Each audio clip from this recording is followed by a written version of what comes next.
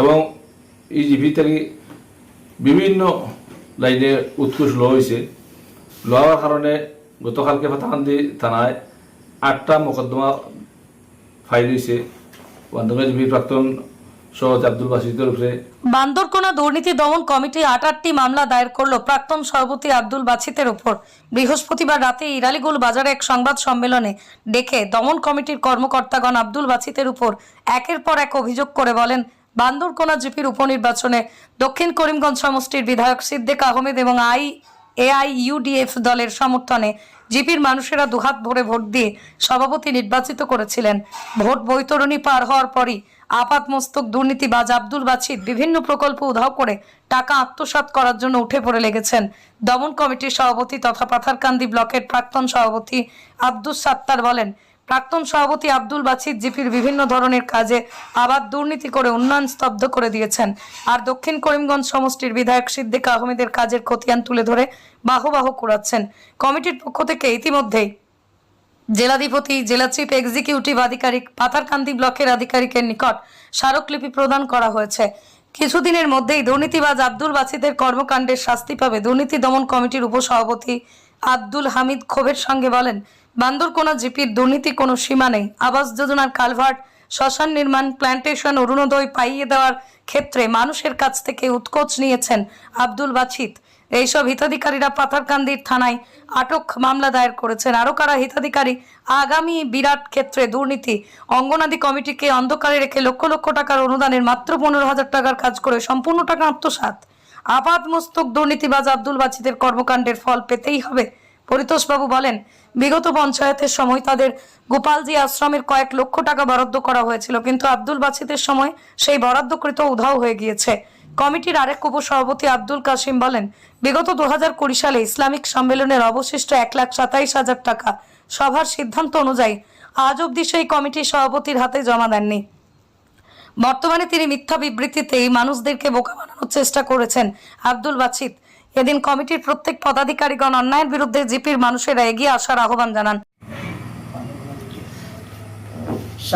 সাংবাদিক বন্ধু সহ এতদ অঞ্চলের বান্দরকোনা জিপি বিশিষ্ট নাগরিকদের সবাইকে ধন্যবাদ এবং কৃতজ্ঞতা জানিয়ে আমি আপনাদের সম্মুখে আসামের মুখ্যমন্ত্রী এবং করিমগঞ্জ জেলার জেলাধিপতি সহ ভারতীয় জনতা পার্টির বিভিন্ন পদাধিকারীবৃন্দ এবং বিধায়কগণের সহযোগিতায় বান্দরকোনা জিপিতে যে উপনির্বাচনে যে প্রার্থী ছিলেন আব্দুল বাছিত মহাশয়, এত দুর্নীতিপরায়ণ একজন ব্যক্তি ছিলেন, যে দুর্নীতির কারণে বান্দরকোনা জিপিকে অত্যন্ত 20 বছর পিছিয়ে রেখেছেন।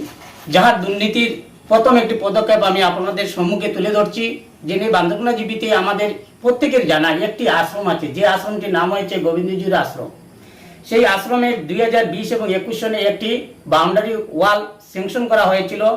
সেই স্যাংশন করেছিলেন, সেই সময়ে ছিলেন উপসভাপতি রিনা বেগমের প্রতিনিধি স্বরূপ আব্দুল হামিদ এবং জিপি সেক্রেটারি ছিলেন মনোজ কুমার সিনহা। কিন্তু অনিবার্য কারণবশত উপনির্বাচনে আব্দুল বাছিত মহাশয় নির্বাচিত হওয়ার পর সেই স্কিমটি কিভাবে গুম করেছেন আজ অবধি তাহার কোনো প্রত্যুত্তর মিলেনি। অনেকবার ওনাকে জিজ্ঞাসা করেছিলাম, জিজ্ঞাসার পর উনি বলেছেন আছে, পরে হবে, এই কথাটি বলে আমাদেরকে বুঝিয়ে রেখেছেন। আজ এই দুর্নীতি প্রতিবাদ কমিটির মাধ্যমে জেলাধিপতি এবং আসামের মুখ্যমন্ত্রী মহোদয়ের দৃষ্টি আকর্ষণ করে এই কথাটি বলিতেছি যে দুর্নীতিপরায়ণ লোকদেরকে বিহিত ব্যবস্থা নেওয়ার জন্য আমাদের দলের পক্ষ হইতে এবং এলাকার বিশিষ্ট নাগরিকবৃন্দের পক্ষ হইতে অনুরোধ রহিল, এবং আমরা যতটুকু সাহায্য সহানুভূতি লাগবে আমাদের দল এবং সংগঠন সাহায্য সহযোগিতা করবে।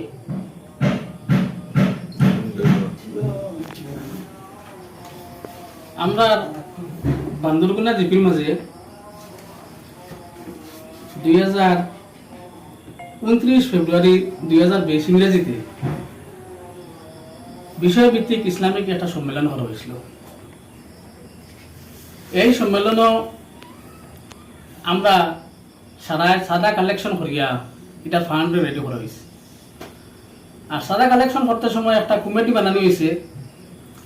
এই কমিটির প্রেসিডেন্ট আসলে আমরা সৈয়দ গুলামুর রহমান সাহেব, আর সেক্রেটারি আমাদের এই যে প্রাক্তন প্রেসিডেন্ট আব্দুল বাছিত সাহেব আসলাম, আর লগে আমরা কমিটির সদস্য। যাই হোক, আমরা কালেকশন করিয়া যখন ইসলামিক সম্মেলনটা করা হয়েছে, করার পরে আমরা এই রসিদগুলা সব অডিট করা হয়েছে। অডিটার আসলে আমরা মাস্টার মাজিরুদ্দিন সাহেব এবং মাস্টার আসাদুর আলী সাহেব, তাই অডিট করিয়া আমরা হিসাব দিয়েছেন যে 1,27,000 টাকা অবশিষ্ট থাকছে। তখন আব্দুল বাসিত সাহেব তাই কইছেন তার কাছে এই টাকাগুলো আছে, ঠিক আছে, তাই স্বীকার হয়েছে। পরে আমরা আলোচনা ক্রমে সিদ্ধান্ত হয়েছে কথা যে ওই টাকাটাই সৈয়দ সাহেবের কাছে তাই জমা করতাম।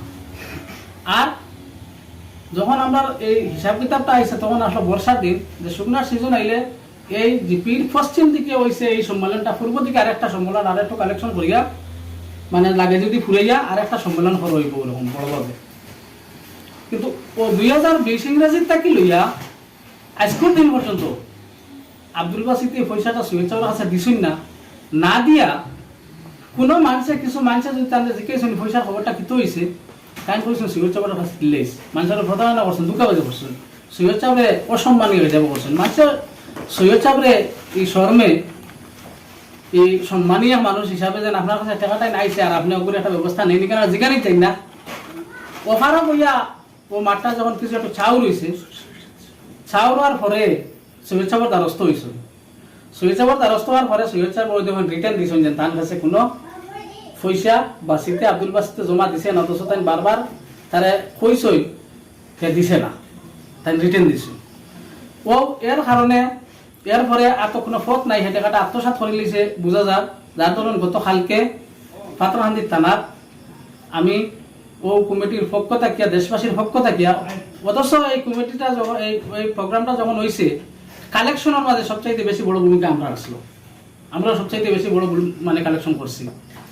তখন কালকে একটা এফআইআর দায়ের করছি। আমার আশা এবং বিশ্বাস প্রশাসনের উপরে আছে একদিন উপযুক্ত তদন্ত করিয়া সাক্ষী স্বরূপভাবে সবকিছু জানিয়া আমরা টাকাটা উদা করে দিবা বলি আমি আশাবাদী। জেলা প্রশাসনের কাছে এই বলি আমার বক্তব্য শেষ। বিগত কয়েকদিন আগে দেখা গেছে প্রাক্তন সভাপতি আব্দুল বাসিতে কইছেন যে টাকাটা 20,000 মতো টাকা দিলেইছেন, এটা কতটুকু সত্য? এটা হইল কি একদম মিথ্যা কথা। ওই যেন আমি আপনারা কইছি, আপনার একটা আলোচনা হয়েছে যে পূর্বে একটা মানে ওরকম প্রোগ্রাম হইতো আর পশ্চিমে একটা প্রোগ্রাম হইতো, ওই গেছে এর লাগে পূর্বে একটা হইতো।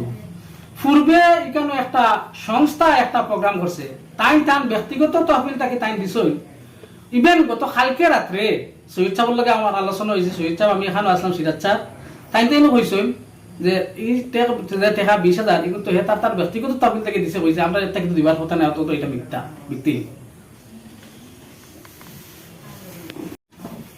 সম্মানিত আমার সচেতন মহলের এই সংগ্রামী সভাপতি এবং উপস্থিত বান্দরবন জিপি সচেতন মহল, সমাজসেবী ব্যক্তিবর্গ ও আমার সাংবাদিক বন্ধুবর্গ, কথাটা হয়েছে বেশি লম্বা করে লাভ নাই। আমরা গতদিন দেখছি আব্দুল বাসিতে একটা ফেসমিট দিছিল, যে এই ফেসমিটটা খণ্ডন করছেন আমার কাসিম ভাই, এটা কইছেন ঠিক আছে, তাই একদম টোটাল মিছা কথা কইছেন যে সৈয়দ সাহেবের কাছে তান টাকাটা তার কাছে তাই সেক্রেটারি তাই কথাটা কইছেন যে আমি সেক্রেটারি, টাকাটা সৈয়দ সাহেবের কাছে যাওয়ার কথা না কই একটা মিছা মাত মাতিছেন। এটা কিন্তু তাই সম্পূর্ণ মিছা মাতিছেন, মিছা কথা কইছেন প্রেসিডেন্টে।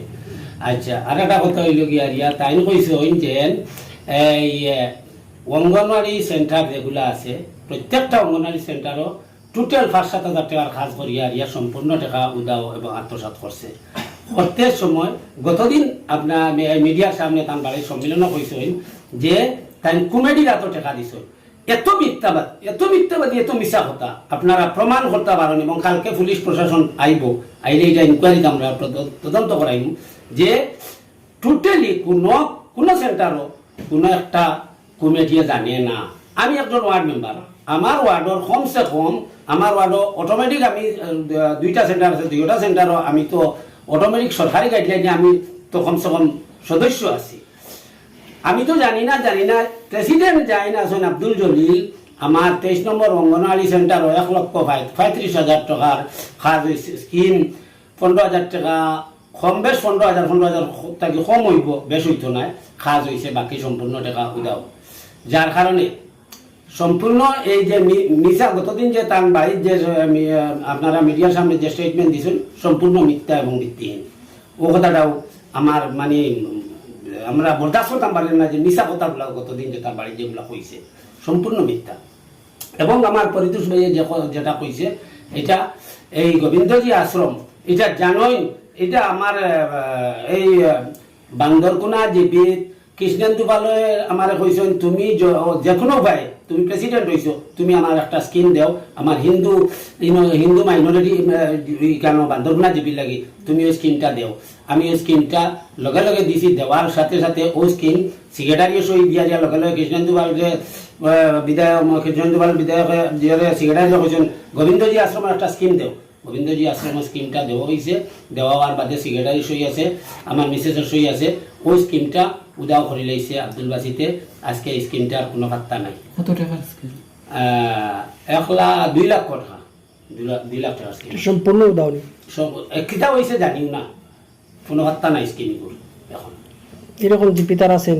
হ্যাঁ, আয় সোনাওয়ার আলী একটা কালবাট, 2টা কালবাট, এক সোনাওয়ার আলীর নামে 2টা কালবাট। 2টা কালবাট হইলে একটা কালবাট তারা অন্য একটা মসজিদ হইয়া আর মসজিদও মানুষ আসা যাওয়ার লাগে আর একটা কালবাট আসলো। এই কালবাটটা অন্য এক জায়গা নিয়ে দিয়া আর একটা কালবাটও ফটো মারিয়া ইঞ্জিনিয়ারে সেক্রেটারি আর ইঞ্জিনিয়ার আর একটা কালবাটও ফটো মারিয়া টাকাটা ওটাও করিয়া মেম্বার সহ তারা বাটাবাটি করলেছেন। পরে যে সময় এই লিস্টে আমি পাইছি, আমি লিস্টটা পাওয়ার বাদে মিডিয়া নিয়ে আর কেন একটা সম্মেলন করিয়া এলাকার মানুষের উত্তেজিত হইয়া মসজিদ কমিটি মাতার লগে লগে ও মসজিদের কালবারটা দেলাইছে। সোনাওয়ার আলী নামে 2টা, একটা হইলো মসজিদের কিনারে আর একটা সোনাওয়ার আলীর বাড়ির রাস্তা, 2টা মসজিদের মাঝখানে পড়ছে সোনাওয়ার আলীর বাড়িটা। তখন এই দ্বারের উত্তর দ্বারের যে কালবারটা সোনাওয়ার আলীর, তার পার্সোনাল যে কালবার তার বাড়ির কালবার, এই কালবারটা হয়েছে না, এই স্কিমও আছে। এই কালবারটা সম্পূর্ণ উদাও, কোনো তার 1 টাকারও কাজ হয়েছে না।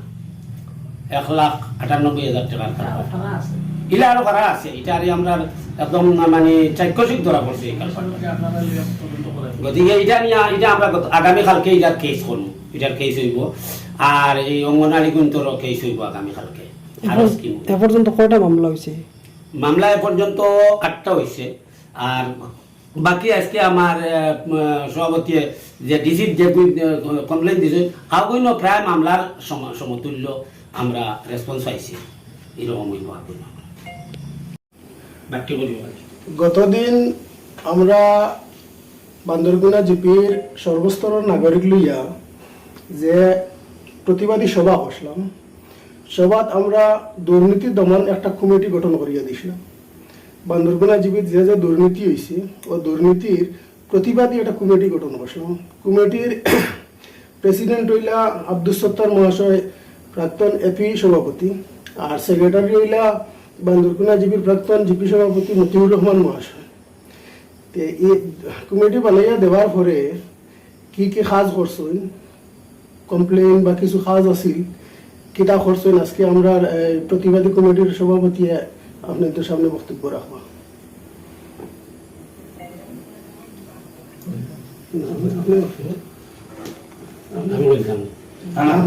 আজকে আমরা দুর্নীতি নিবারণ কমিটির পক্ষ থেকে করিমগঞ্জ জেলাধিপতি নিকট আমরা একটা মেমোরান্ডাম দিয়েছি এবং আমাদের এই জিপিতে বিভিন্ন দুর্নীতির অভিযোগ উত্থাপন করেছি। বিভিন্ন আইটেমের মধ্যে 55S যথেষ্ট মঞ্জুরিত স্কিম,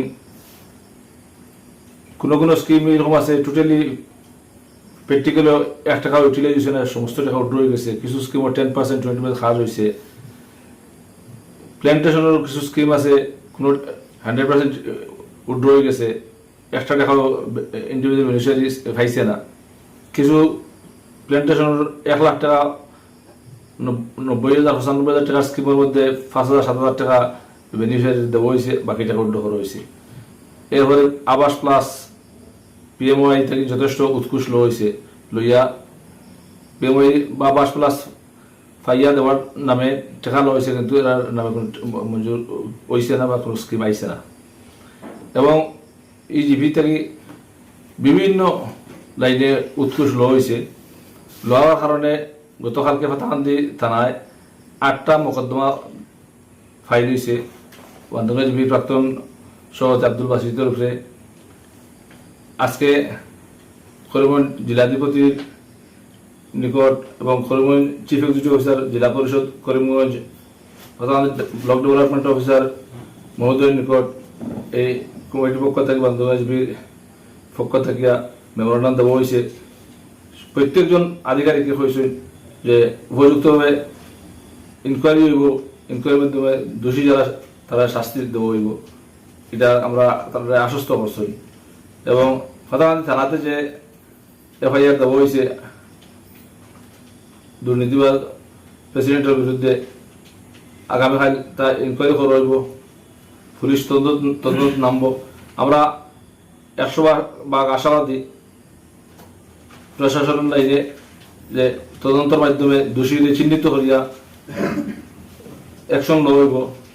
এবং আমরা জোরদারভাবে আমরা কমিটির পক্ষ থেকে আমরা দাবি রাখি আর এবং আস্থা রাখি আর জেলা প্রশাসনের উপরে যে এই দুর্নীতি যে বা যারা খরচ সারা চিহ্নিত করিয়া দৃষ্টান্তমূলক শাস্তি দেওয়ার জন্য আজকে আমার এই যে দুর্নীতি নিবারণ কমিটির প্রেসিডেন্ট আমার নির্বাচিত করা হয়েছে ভাইস প্রেসিডেন্ট আব্দুল হামিদ মহাশয়, ভাইস প্রেসিডেন্ট হাজি আবুল হাসিন মহাশয়, জয়েন্ট সেক্রেটারি ফরিদুস মহাশয়, জয়েন্ট সেক্রেটারি আলতাফ হোসেন তালুকদার মহাশয়, কামাল উদ্দিন খান মহাশয়, জয়েন্ট সেক্রেটারি আব্দুল করিম সাহেব উপসভাপতি, মতিউর রহমান সম্পাদক।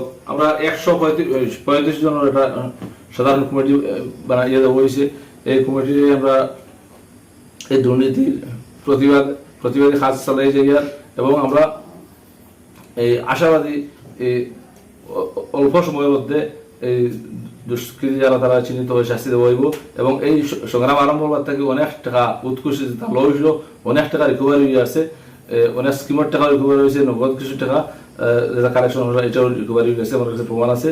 এবং আমরা অনুরোধ করি যারা উৎকর্ষ লইছে এরা অতি সত্তর সমস্ত টাকা ব্যাক করে দিলেই ভালো হইব, আর না হলে তারা এই আইনের খারবায় তারা শাস্তি ভোগ করতে লাগবো। এখন আমার এই ভাইস প্রেসিডেন্ট আব্দুল হামিদ মহাশয়, আপনারা গতদিনের সিদ্ধান্ত হয়েছিল যে বিধায়ক সিদ্দিক আহমদের দ্বারস্থ হইতা, তখন আপনারা কি বিধায়ক সিদ্দিক আহমদের দ্বারস্থ হইছেন নি না হইছেন না? হ্যাঁ, আমরা বিধায়ক মিটিং প্রকাশ্য সভায় সিদ্ধান্ত হয়েছিল বিধায়ক সিদ্দিক আহমদের নিকট নালিশ দেওয়ার জন্য।